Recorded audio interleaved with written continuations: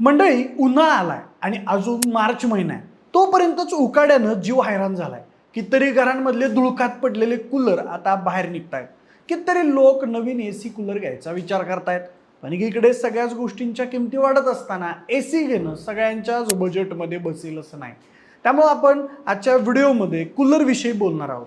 5,000 रुपये बजेटमध्ये मिळणारे बेस्ट कूलर कोणते आहेत, कुठला कूलर घ्यायचा आणि कूलर घेताना नेमक्या कोणत्या चुका टाळायच्या, हे सगळंच आपण आजच्या या व्हिडिओच्या माध्यमातून पाहणार आहोत. मात्र व्हिडिओला सुरुवात करण्यापूर्वी तुम्ही जर नवीन असाल तर चॅनलला सबस्क्राईब करून घ्या. मी प्रथमेश आणि तुम्ही पाहताय टेक भारी. मंडळी, सगळ्यात आधी हे सांगतो की कूलर घेताना काय काय बघायचं असतं.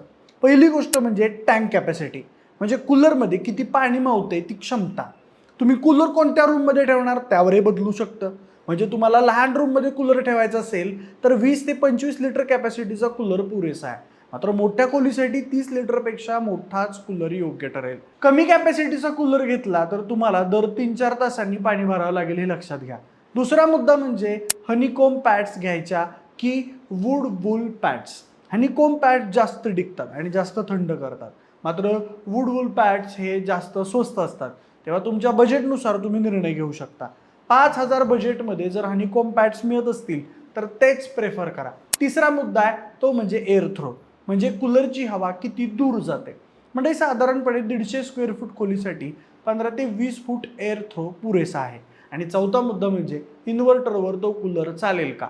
आपल्याला माहिती आहे की उन्हाळ्यात मोठ्या प्रमाणात लोड शेडिंग होतं आणि बहुतांश कूलर हे इन्व्हर्टरवर चालत नाही. त्यामुळे ही देखील गोष्ट तपासून घेणं गरजेचं आहे. आता आपण सध्याचे 5,000च्या बजेटमधले टॉप 5 कूलर्स बघूया. पहिला आहे क्रॉम्प्टनचा Ginie Neo personal air cooler. 10 litre कॅपॅसिटीचा हा कूलर आहे. ॲमेझॉनवर याची किंमत 4,700 रुपये आहे. 1 वर्षाची वॉरंटी मिळते.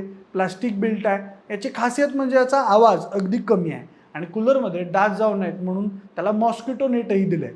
130 वॉटचा कूलर आहे आणि वेबसाईटवर दिलेल्या माहितीनुसार साधारणपणे 80 स्क्वेअर फूट रूमसाठी हा परफेक्ट ठरेल.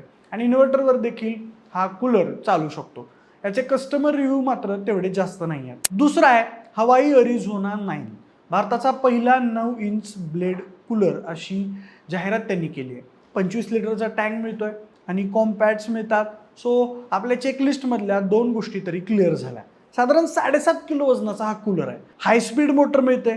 एअर थ्रो 5 फुटापर्यंतचा आहे. सो तुम्हाला बेडरूममध्ये हवा असेल तर बेडच्या जवळच हा कूलर ठेवावा लागणार किंवा जिथे कुठे ठेवणार असाल तर तिथे जवळच बसावं लागेल. 3 स्पीड ऑप्शन्स मिळतात आणि कूलर इकडून तिकडे नेण्यासाठी चाकही आहे. या कूलरची किंमत 4,600 रुपये आणि याला 4.3चं रेटिंग सुद्धा आहे.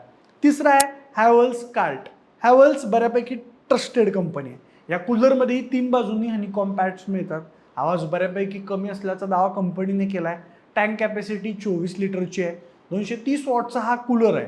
1 वर्षाची वॉरंटी मिळते. साधारण 7 किलो वजनाचा हा कूलर आहे. पण चाकं मिळतात त्यामुळे इकडून तिकडं नेणं सोपं आहे. याची देखील एअर थ्रो कॅपॅसिटी कमी आहे. त्यामुळे रूममध्ये तुम्हाला कूलर जवळ ठेवावा लागणार. याची किंमत 4,800 रुपये आहे. ओके, तुम्हाला जर याच बजेटमध्ये 35 ते 40 लिटर कॅपॅसिटीचा कूलर हवा असेल तर ॲमेझॉनवर रॉक्सन नावाच्या कंपनीचा एक पर्याय दिसतोय. आपण मगाशी सांगितलेल्या सगळ्याच गोष्टी येत आहेत, म्हणजे हनीकॉम पॅड्स आहेत, इन्व्हर्टर सपोर्ट आहे, चाकं आहेत, मोठा फॅन आहे. पण प्रॉब्लेम असा आहे की ॲमेझॉनवर याला एकच 5 स्टार रेटिंग आहे. बाकी काही खास फीचर्सही येत आहेत. म्हणजे यात एक आईस चेंबर मिळतो, म्हणजे आणखी जास्त गार हवा येईल. कंपनी यावर 1 वर्षाची वॉरंटी देते आणि याची किंमत 4,800 रुपये. आणि शेवटचा ऑप्शन आहे बजाजचा, सगळ्यात जास्त ट्रस्टेड कंपनी. ॲमेझॉनवर 6,000पेक्षा जास्त रिव्ह्यूज असलेला हा कूलर आहे बजाज PX25 टॉर्क. 25 लिटरची कॅपॅसिटी मिळते. इन्व्हर्टरवर चालू शकतो. 16 फूट एअर थ्रो आहे. सो आपण पाहिलेल्या सगळ्या गोष्टी यात मिळतात. 3 वर्षांची वॉरंटी मिळते. चाकं मिळतात. सो इकडून तिकडून नेणं सोपं आहे. बाकी यात turbofan technology, antibacterial Hexacool technology, Duramarine pump असे काही युनिक फीचर्सही मिळतात.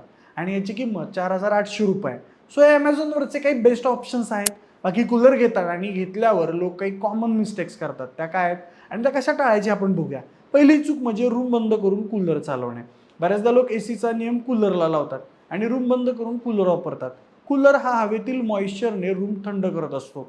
रूम बंद ठेवली तर तिथली ह्युमिडिटी वाढते आणि थोड्या वेळाने कूलर सुरू असूनही गरम वाटू लागतं. त्यामुळे कूलर वापरताना खिडकी दारं उघडी ठेवणंच योग्य आहे. क्रॉस व्हेंटिलेशन असेल तर आणखी उत्तम.